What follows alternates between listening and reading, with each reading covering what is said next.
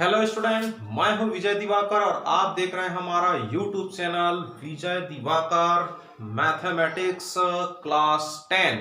अब हम शुरू करने जा रहे हैं कक्षा 10वीं के गणित के अध्याय दूसरा के जो प्रश्नावली पहला है उसका सवाल आपके सामने वीडियो के माध्यम से प्रस्तुत करने जा रहे हैं। बिल्कुल आप ध्यान दीजिए, हम आपको अच्छी तरह से बिल्कुल विस्तार से सरल आसान सी जुबानी भाषा में हम आपको गणित सिखाने जा रहे हैं। आपके अंदर की गणित की सारी डर आज हम निकाल देंगे। चलिए शुरू करते हैं। यहाँ पर प्रश्नावली पहला है, निम्नलिखित कथनों को समीकरण के रूप में लिखिए। समीकरण बनाना है, समीकरण में जैसे एक सवाल रहता है ठीक वैसे हमको भी बनाना है। यहाँ पर सबसे पहला सवाल है आपके पुस्तक का ही, आपके ही गणित के अध्याय का प्रश्नावली पहला, अध्याय दूसरा का प्रश्नावली पहला का पहला सवाल। एक विद्यालय की क्रिकेट कोच ने, विद्यालय का जो क्रिकेट कोच था, जो क्रिकेट सिखाने वाला था, उसने 3 बल्ले और 6 गेंद, 3 बल्ला खरीदेगा और 6 गेंद खरीदेगा तो कितना पैसा उन्होंने पेड किया? देखो 3 बल्ले और 6 गेंद 3,900 रुपये में खरीदी। कितने रुपये में? 3,900 रुपये में उन्होंने खरीद करके लाया। क्या क्या खरीद के लाया? 3 बल्ला और 6 गेंद। ध्यान दीजिए, वहीं से उन्होंने 1 बल्ला और 2 गेंद 1,300 रुपये में खरीदा। फिर कभी जा करके या उसी दिन या किसी भी समय में फिर वहीं से उन्होंने 1 बल्ला और 2 गेंद जब खरीदता है तो 1,300 रुपये देता है दुकान वाले को। तो इसका एक समीकरण बनाना है। समीकरण बनाना है, कैसे समीकरण बनाएंगे? ध्यान दीजिए। यहाँ पर सबसे पहले बात करते हैं, यहाँ पर 2 चीज खरीद रहे हैं हम, बल्ला और गेंद। तो सबसे पहले हमको पता नहीं है, अब 1 बल्ला कितने रुपए में आती हमको पता नहीं है, तो हम यहाँ पर मान लेंगे, माना कि 1 बल्ला, एक जो बल्ला है, एक जो बैट है, उस 1 बल्ले का मूल्य जो है, खरीदी मूल्य बराबर 100 रुपया। मान लो 1 बल्ला का दाम कितना है? 100 रुपया है। और जो गेंद है, एक जो गेंद है, एक जो बॉल है, उस एक गेंद का जो मूल्य है उसको हम लोग मान लेते हैं यहाँ पर, चलिए Y रुपया। 1 बल्ला का कीमत 100 रुपया और एक गेंद का कीमत कितना है? Y रुपया है। अब समीकरण बनेगा, देखना। यहां पर आप ध्यान दीजिए, कितने बल्ले हैं? 3 बल्ले। 1 बल्ला 100 रुपया में आती है तो 3 बल्ले 3 100 में आएगा, 3 का गुणा हो जाएगा। मान लो 1 बल्ला 100 रुपये में आती है तो 3 बल्ला 300 में आएगा।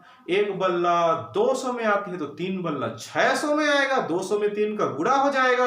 ठीक वैसे यहाँ पर 1 बल्ला का कीमत 100 रुपीज है तो 3 बल्ले का कीमत हो जाएगा यहाँ पर 3 रुपया। 6 गेंद का बताओ, एक गेंद कितने में आती है? एक गेंद का मूल्य Y रुपया, एक गेंद Y रुपये में, तो 6 गेंद 6 का गुणा करेंगे। चलो एक गेंद 10 रुपये में आती तो 6 गेंद 60 में आएगा, 6 दहम 60। ठीक वैसी यहाँ पर 6 गेंद है तो 6 गेंद का कीमत हो जाएगा 6Y। अब दोनों को मिला देंगे तो पूरे का कीमत हो जाएगा 3 बल्ला और 6 गेंद, पूरे का कीमत होता है, यहाँ पर सवाल में लिखा है 3,900 रुपये। लिख दिया हमने प्लस करके, बराबर 3,900 रुपये लगेगा। अब आइए चलते हैं, फिर उसी दुकान में 1 बल्ला खरीदेंगे और 2 गेंद खरीदेंगे, 2 गेंदें, तो 1,300 रुपया हमको देना पड़ेगा। 1 बल्ला का कीमत हो जाएगा, 1 बल्ला का 100 है, चाहो तो आप 1 लिख सकते हो 1 बल्ला का। और 2 गेंद खरीदना है प्यारे बच्चों। यहाँ पर जब 2 गेंद आप खरीदेंगे, एक गेंद कितने में आती है? एक बॉल का कीमत है यहाँ पर Y रुपया। एक बॉल का कीमत ध्यान दीजिए यहाँ पर Y रुपया है, तो 2 गेंद खरीदना है अपने को, 2 गेंद, तो उसका हो जाएगा 2Y रुपया। लेकिन दोनों को मिला के हम पैसा देते हैं उनको कितना? 1,300 रुपया। इसलिए बीच में अब डालूंगा धन, दोनों को मिला दिया और अब पैसा देंगे उसको कितना? 1,300 रुपीस। हो गया ना समीकरण?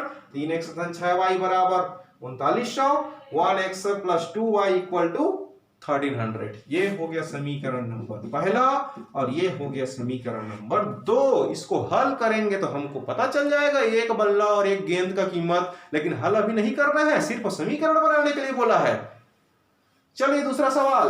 दूसरा सवाल आपकी पुस्तक का दो संख्याओं का योग, दो संख्याओं का यहां पर योग है 16, दो संख्याओं का योग 16 है यहां पर, और उनका अंतर भी दे रखा है, दो संख्याओं का योग 16 एवं उनका अंतर 8 है। चलो समीकरण बनाना है, दो संख्याओं का योग 16 है। चलिए कैसे निकालेंगे, मान लो कौन कौन संख्या है वो लोग, माना कि दो संख्या, माना कि वह संख्या कौन कौन है, वह संख्या x और y है।